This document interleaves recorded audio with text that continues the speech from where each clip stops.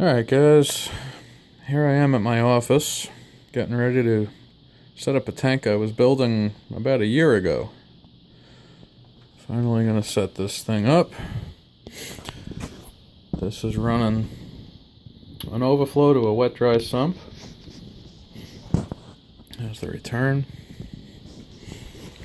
I don't have everything in place yet, but here's the plumbing now.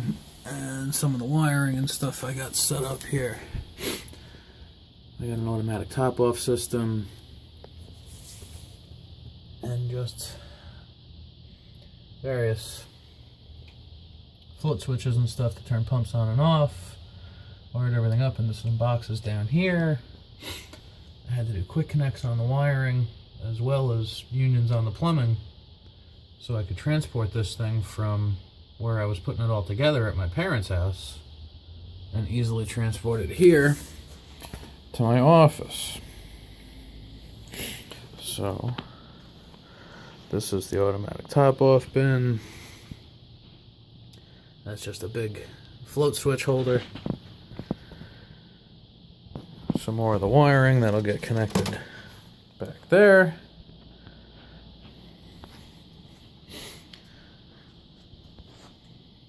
There's the wet-dry sump with a bunch of wiring in it right now. It's one of these AGA Megaflow sumps.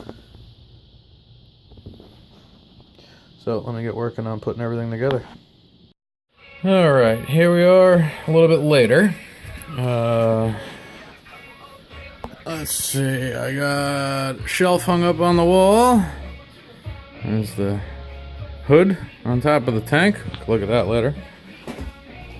But back to this stuff. So, it's been a year since I had this all test fit and running well.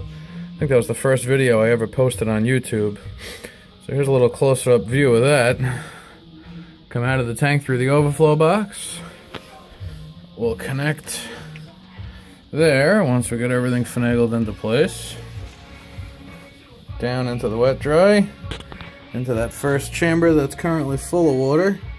That's a pain to empty that one. That's the only reason why it's wet. And we'll come up and over, down over here into the drip tray, through the bio balls, down into the bottom of the sump where there's a bunch of stuff, through the sponge, up and over. That's where the return pump will be. That return pump is going to go up, connect into this hose, which is plumbed back up into the tank.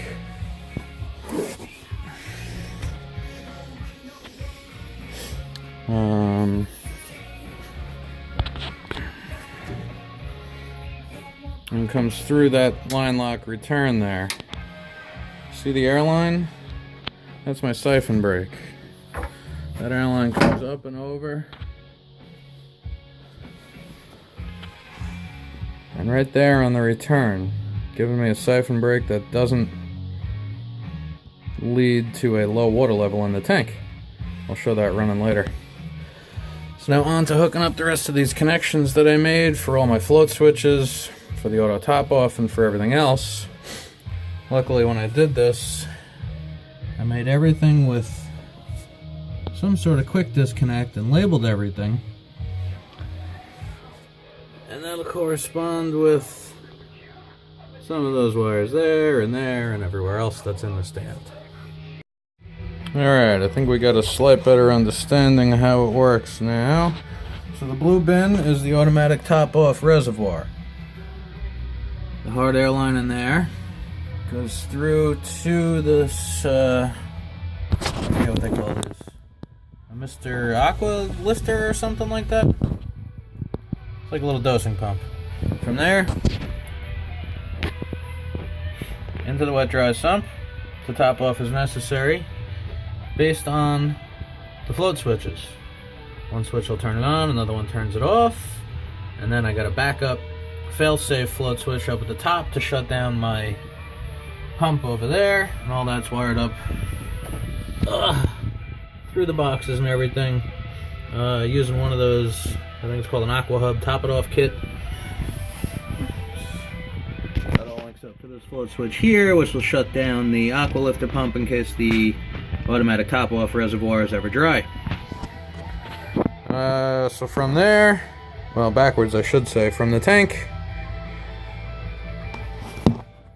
So from that overflow box in the tank, through the bulkhead, through the union, down into the wet dry sump, through that first chamber, then backing up through the bubble tray, down into those bio balls there, down into the bottom chamber, which leads over to here where the heater is, some biomedia scattered about, up and through the sponge, down and under into this chamber, where that pump returns, through this union, up and around, through that union, back into that contraption, which is my siphon break as mentioned earlier, if we can focus, through the tank into that line lock return there. Snail guard around another float switch there, and there, which, if we follow the wires, ties up to there, back down to that quick connect, into that loom, and then down into one of the boxes I showed earlier, containing all the electronic parts of that. Alright, let me keep going. Okay, so the orange extension cord is main power going in to that GFI right there with the green light. That in turn powers various other things, including those two power strips plugged into that, which is what powers the whole system essentially. Also hooked up to that, I have some LEDs rigged to turn on as soon as the doors open.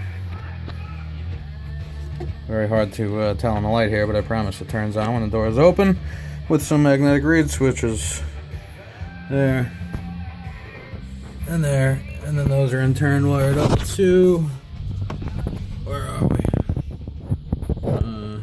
Well, the LED lights that are up here somewhere.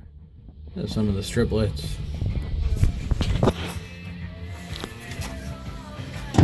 And that's closed.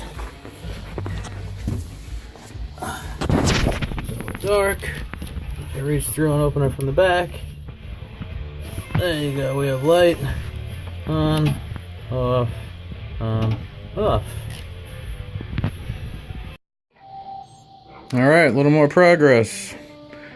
Piece of egg crate, lighting diffuser, whatever you might call it. Got it cut to fit the bottom of the tank.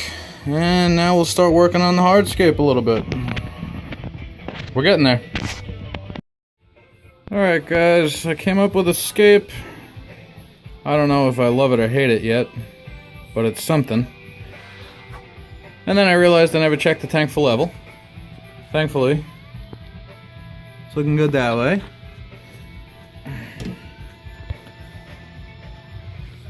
Nice. Spot on that way. I always like to go as many ways as possible, make sure we're all good everywhere. That looks good that way. Good that way. Alright, we're good and level. Now the only other problem is my water source.